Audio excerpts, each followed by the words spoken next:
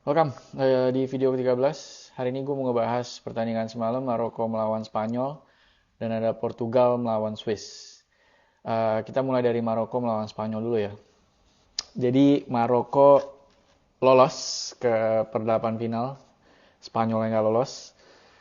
Dan ini murni uh, berkat penampilan apik dari kipernya Maroko, Yusuf Bono, yang dimana berujung di penalti shootout, adu penalti, dan Spanyol tidak bisa mencetak gol satupun dari adu penalti tersebut.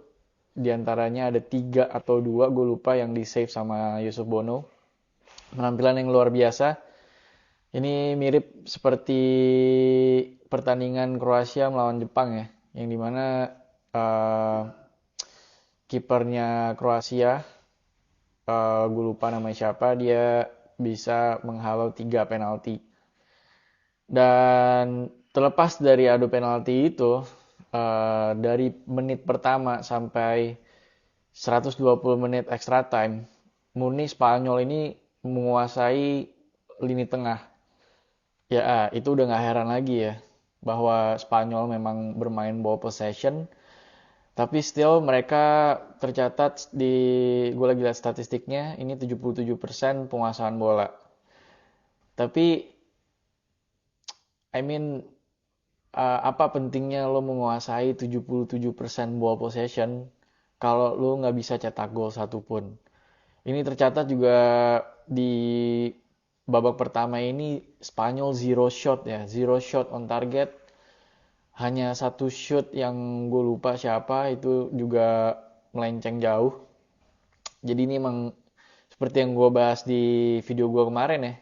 Spanyol ini bisa menang kalau lini depannya itu nggak bapuk, dan terbukti kemarin lini depannya ini Ferran Torres, Asensio sama Dani Olmo nih ya. I mean dari awal itu mereka bisa cetak 7 gol melawan Costa Rica, memang Costa Ricanya hancur lebur gitu. Dan mereka satu sama melawan Jerman, itu pun untuk gue lini depannya udah mulai kelihatan boroknya, which is mereka nggak bisa cetak gol, mereka nggak bisa finishing, hampir sama kayak Jerman.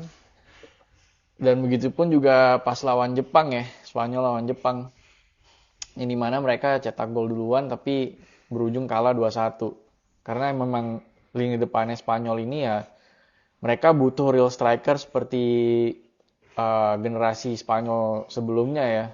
Ada Fernando Torres, David Villa, bahkan Morientes. Jadi di sini gue menilai Spanyol memang ya,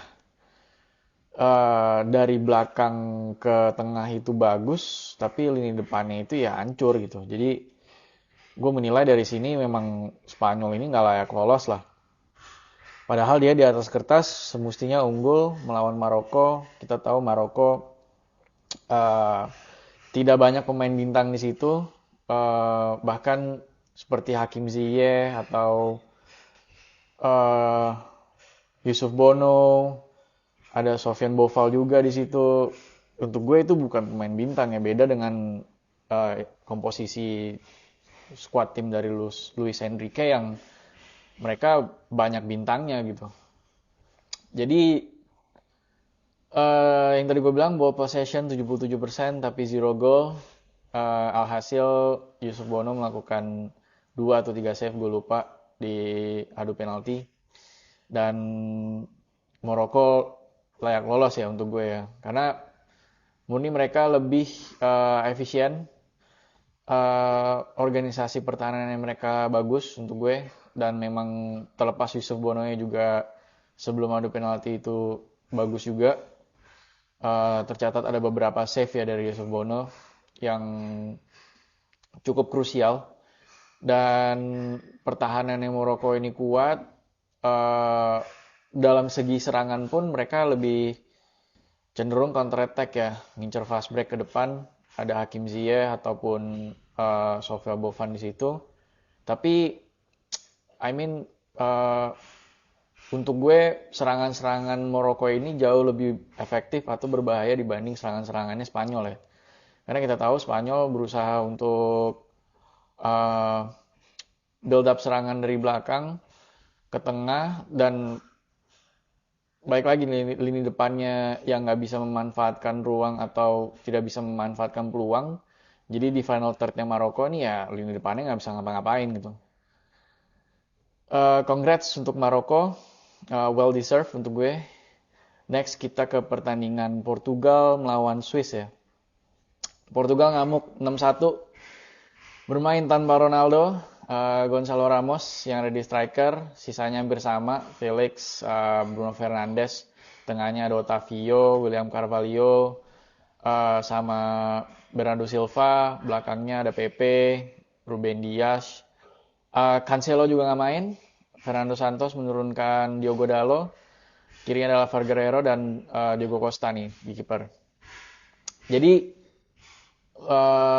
untuk case ini ya, Portugal melawan Swiss, untuk gue Swiss bermain jelek banget ya, asli. Dari organisasi pertahanan mereka jelek, transisi dari menyerang ke bertahan jelek, depannya mereka juga butut. Walaupun di sana ada Bril Embolo ya, yang digadang-gadang bisa menjadi bintang di World Cup kali ini, tapi Bril Embolo juga nggak bisa ngapa-ngapain ya kalau memang nggak ada support dari rekan-rekan timnya gitu. Jadi Portugal untuk gue nih, ini asumsi seperti gue kemarin ngomongin Brazil ya, yang dimana di situ ada Neymar, walaupun Neymar nggak terlalu kelihatan juga, tapi menaikkan kepercayaan diri dari tim-tim rekannya nih.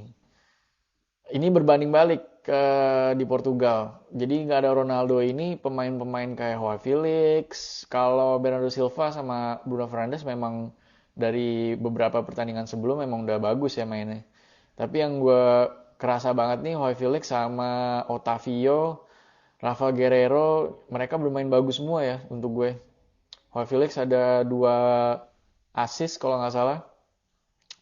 Jadi secara permainan mereka lebih kolektif, mereka lebih uh, mencoba memperagakan permainan umpan-umpan pendek, uh, mencoba untuk bersabar, mencari celah dari Swiss, tidak egois para pemainnya, nggak ngandelin skill individu, nggak ngandelin form of the day-nya dari satu atau 2 pemain. Jadi Portugal untuk gue memang layak lolos ya. Terlepas dari Swiss memang kemarin mainnya ancur-ancuran gitu. Jadi Portugal menang 6-1, hat-trick dari Gonzalo Ramos ya yang gantiin Cristiano Ronaldo. I mean, kalaupun Cristiano Ronaldo main ya uh, kita cuma bisa asumsi ya apakah Portugal bisa bermain sebagus itu. Tapi untuk gue tidak adanya Ronaldo ini, terutama dari sisi sayap atau dari sisi tengah ini, nggak maksain untuk memberikan umpan atau bola ke tengah yang dimana selalu ada Ronaldo di situ gitu. Jadi mereka mencoba untuk cari pemain yang terdekat, nggak coba nyari Ronaldo yang jauh di depan gawang. Permainannya jauh lebih atraktif, lebih bagus. Dan kalau memang Fernando Santos ini bisa mencadangkan lagi Ronaldo di pertandingan selanjutnya ya. Pertandingan selanjutnya itu mereka melawan Maroko. Untuk gue ini murni di atas kertas Portugal bisa lolos ke semifinal nih. 4 besar. Dan Gonzalo Ramos golnya yang pertama keren ya, shooting di kotak penalti kenceng pojok. Perlu gue akui Jan Sommer juga bermain cukup jelek juga, terlepas back-backnya ini emang ya tadi gue bilang bermain jelek. Tapi beberapa kali yang seharusnya itu bolanya Jan Sommer ya, kayak di golnya Gonzalo Ramos lagi, yang kedua atau ketiga gue lupa, itu seharusnya bisa ditepis sama Jan Sommer gitu. Anyway, terlepas itu, untuk gue si Portugal ini layak lolos ya. Mereka pesta gol 6-1, good job untuk Fernando Santos yang berani untuk mencadangkan Ronaldo dan hasilnya bagus. Kalau memang mencadangkan Ronaldo dan hasilnya buruk di pertandingan kemarin melawan Sis ya mungkin ini jadi perdebatan juga ya. Tapi terbukti tidak ada Ronaldo ini Portugal bermain lebih lepas lah, tanpa beban, tanpa harus mementingkan Ronaldo di depan. Ujung-ujungnya strikernya Portugal, Gonçalo Ramos ini bisa skor hat-trick gitu. Jadi untuk gue mereka bermain secara kolektif ya, secara tim. Dan hasil akhir dari seperdelapan ini ada Belanda melawan Argentina, lalu ada Brazil melawan Kroasia, Inggris melawan Prancis, Maroko melawan Portugal. We'll see siapa yang akan ada di semifinal. Ini seru. Untuk gue Belanda dan Argentina ini 50-50. Belanda dengan kepintarannya Van Gaal bisa lolos. Argentina dengan Messi-nya bisa juga lolos. Jadi dan untuk Brazil lawan Kroasia mungkin ini ya yang bisa lebih diprediksi gitu. Murni seperti yang gue bilang di video kemarin, Brazil seharusnya bisa menang lah atas Kroasia. Inggris Prancis ini juga 50-50. Inggris depannya bagus. Kita lihat Prancis kalau memang Mbappe-nya bagus bisa menunjukkan kualitas aslinya dia, ya Prancis juga bisa lolos gitu. Dan Maroko Portugal barusan gue bahas, Portugal kalau memang bermain seperti ini lagi melawan Swiss kemarin, seharusnya ini milik Portugal. Jadi Portugal semifinal, Brazil semifinal, sisanya kita tunggu di pertandingan selanjutnya di tanggal 9. Thank you yang udah nonton dan subscribe. I'll see you in the next video. Thanks.